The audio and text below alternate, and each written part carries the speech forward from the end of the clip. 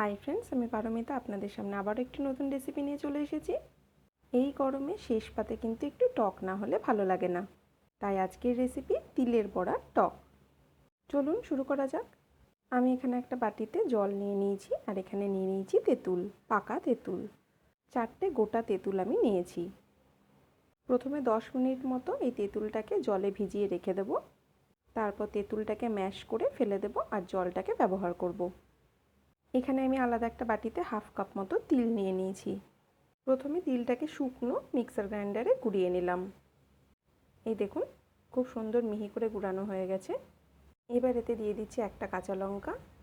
পেস্টটা যাতে স্মুথ হয় সেই জন্য দিয়ে দিচ্ছি 1 টিস্পুন মতো জল, আর দিয়ে দিচ্ছি হাফ টিস্পুন মতো লবণ। দিয়ে আরও একবার সমস্ত জিনিসটাকে মিক্সার গ্রাইন্ডারে ঘুরিয়ে পেস্ট করে নেব। এইভাবে গুঁড়ালে কিন্তু খুব অল্প দিলেও খুব মিহি পেস্ট হয়। দেখুন কি সুন্দর মিহি পেস্ট হয়ে গেছে। একটা ছোট বাটিতে একটু তেল নিয়ে নিয়েছি। তেলটাকে প্রথমে একটু হাতে মাখিয়ে নিচ্ছি আর টেবিলেও একটুখানি মাখিয়ে দিচ্ছি, যাতে বড়াটা বানাতে গিয়ে হাতে বা টেবিলে কোথাও লেগে না যায়। যে প্লেটটাতে বড়াগুলো রাখবো সেই প্লেটটাতেও একটু অয়েল গ্রিস করে নিচ্ছি, যাতে বড়াগুলো প্লেটে না লেগে যায় আর তুলতেও অসুবিধা না হয় প্লেট থেকে।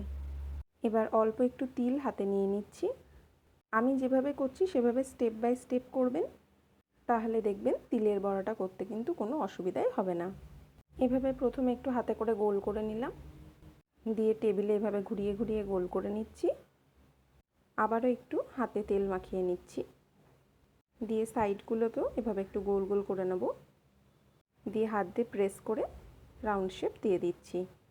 এই দেখুন কি সুন্দর রাউন্ড হয়ে গেছে। এবার আস্তে করে তুলে নিচ্ছি, সুন্দর উঠেও গেল দেখুন। এবার অয়েল গ্রিজ করা প্লেটটাতে রেখে দিলাম। সমস্ত বড়াগুলি আমি একই রকমভাবে করে নেব। আপনারা চাইলে দুটো হাত দিয়েও বড়াগুলো করে নিতে পারেন। এই বড় বড়াটাকে আমি একটু আলাদাভাবে করব। এখানে একটা কড়াই বসিয়ে দিয়েছি, কড়াইটা গরম হয়ে গেছে। কড়াইয়ে দিয়ে দিচ্ছি 1 টেবিল স্পুন মতো সর্ষের তেল। তেলটাকে এবার ভালো মতো গরম করে নিয়েছি। ফ্লেমটাকে লো করে দিয়ে তিলের বড়াগুলোকে ভেজে নেব। আমি তিনটে তিনটে করে তিলের বড়া ভেজে নিচ্ছি। লো ফ্লেমেই ভেজে নিতে হবে, যাতে ভেতরটা কাঁচা না থাকে। আস্তে করে আমি উল্টিয়ে দিচ্ছি। দেখুন বড়াগুলো কিন্তু ভেঙে যাচ্ছে না। একটা পিঠ মোটামুটি ভাজা হয়ে গেছে। একটু লাল লাল করেই কিন্তু ভেজে নিতে হবে, না হলে কিন্তু টকের ঝোলে দিলেই কিন্তু বড়াগুলো ভেঙে যাবে। সমস্ত বড়াগুলোকে আমি উল্টিয়ে দিয়েছি, ভেজে নিচ্ছি ভালো করে অপর পিঠটাও। এই দেখুন সুন্দর লাল লাল করে ভাজা হয়ে গেছে। এবার আমি বড়াগুলোকে তুলে নেব, আর এই একই রকমভাবে বাকি যে 3টে বড়া আছে সেই 3টে বড়াকেও কিন্তু আমি ভেজে নেব। তিলের বড়ার রেসিপিও আমার চ্যানেলে দেওয়া আছে, আপনারা চাইলে দেখে নিতে পারেন। বাকি 3টে বড়াও আমি ভেজে নিচ্ছি। এই দেখুন 6টা বড়াই আমার ভালো করে ভাজা হয়ে গেছে। বড়া ভাজার তেলেই দিয়ে দিচ্ছি হাফ টিস্পুন মতো 5 ফোড়ন, আর 2টো শুকনো লঙ্কাকে অর্ধেক করে দিয়ে দিচ্ছি। দিয়ে লো ফ্লেমে একটু সটে করে নিচ্ছি। আর দিয়ে দেবো 2টো কাঁচা লঙ্কা চেরা, দিয়ে জাস্ট একটু নাড়িয়ে চাড়িয়ে নিচ্ছি। তেঁতুলটা আমি জলে গুলে নিয়েছি। এবার সেই তেঁতুলগুলা জলটা আমি দিয়ে দিচ্ছি। আপনাদের যদি আমার এই রেসিপিটি ভালো লেগে থাকে তাহলে অবশ্যই চ্যানেলটিকে সাবস্ক্রাইব করবেন, যদি আপনি নতুন হয়ে থাকেন। একটু ভালো করে মিশিয়ে নিচ্ছি। দিয়ে তেঁতুলগোলা জলের বাটিটাকে ধুয়ে অল্প একটু জল দিয়ে দিলাম।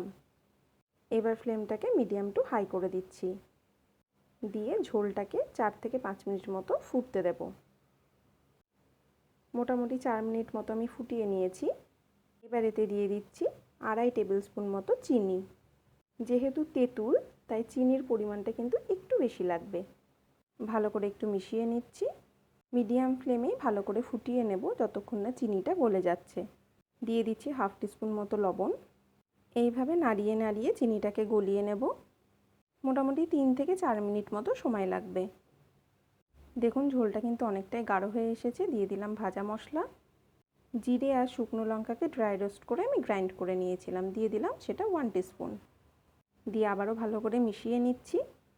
গ্রেভিটাকে কিন্তু এরকম ঘনই করতে হবে, খুব পাতলা করলে কিন্তু খেতে খুব একটা ভালো লাগবে না। আর তিলের বড়াগুলোকে কিন্তু একদম শেষে দিতে হবে, না হলে কিন্তু ভেঙে যাবে। গ্রেভিটা একদম রেডি হয়ে গেছে। এবার আমি তিলের বড়াগুলো একে একে দিয়ে দিলাম। রেসিপিটা কিন্তু অবশ্যই একবার ট্রাই করবেন, আশা করছি খুবই ভালো লাগবে। ভালো করে একটু মিশিয়ে নিচ্ছি। বেশি নাড়াচাড়া করার দরকার নেই, গ্যাসের ফ্লেমটা আমি অফ করে দিলাম। এইভাবে আপনারা তিলের বড়ার টক করতে পারেন। দেখুন আমি 5টা তিলের বড়া দিয়েছি, আর একটা তিলের বড়া আমি সরিয়ে বাটিতে রেখেছি। এবার তিলের বড়ার যে গ্রেভিটা করে রেখেছিলাম সেই গ্রেভিটা এই বড়ার ওপরে দিয়ে দিচ্ছি।